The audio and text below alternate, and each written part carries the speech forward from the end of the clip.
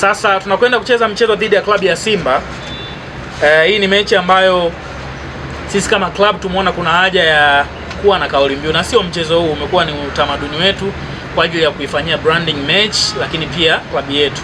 Kwa hiyo tunayo kauli mbiu kuelekea kwenye mchezo dhidi ya Simba. Kauli mbiu inasema hii ni yetu. Kauli mbiu kuelekea kwenye mchezo wa Simba inasema hii ni yetu. Kwa hiyo maswali ni mengi tu kwamba kwa nini hii ni yetu. Sababu ya kwanza kwa nini hii ni yetu, huu mchezo sisi ni wenyeji wa mchezo. Kwa maana ya Pamba Jiji ndio wenyeji wa mchezo kuelekea kwenye mchezo wa Simba. Kwa hiyo moja kwa moja huu mchezo unakuwa ni wa kwetu. Kwa ndio maana tukasema hii ni yetu. Kwa hiyo wenye haki, wenye mamlaka, wenye namna ya kuipambania mechi kwenye mambo ya promotion na vitu vingine ni sisi Pamba Jiji, ndio maana tukasema hii ni yetu. Lakini mbali na hapo, Pamba Jiji tumeshakuwa ni wakubwa, sio wadogo, sio wanyonge tena. Hapa katikati wenzetu kwa maana ya Simba Sport Club, na unaweza ukashangaa kwa nini wenzetu kwenye football hatuna enemy, tuna opponent. Kwa hiyo tunawaita wapinzani, sio maadui, wapinzani. Kwa hiyo wapinzani wetu kwa maana ya Simba Sport kwenye siku za hivi karibuni wamekuwa wanatufunga.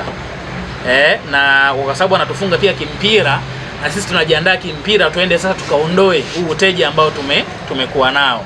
Pamoja na kutambua ubora na ukubwa walionao, wala sio dhambi, lakini sasa tumesema huu pia ni mchezo ambao sisi tunaona tunayo haki ya kupambana na kupata alama 3. Kwa sababu nyingine ni ya kwenda kushindana kiwanjani kwamba tumeshafungwa na Simba vya kutosha, sasa hii ni yetu. Kwa hiyo ni mechi ambayo pia tunaamini tunakwenda kupambana kuweza kuvuna alama 3. Kwa hiyo sababu nyingine ya kwa nini ya kauli mbiu ya hii ni yetu, hiyo pia ni kwenda kupambana sasa kuondoa ule uteja ambao tulikuwepo nao.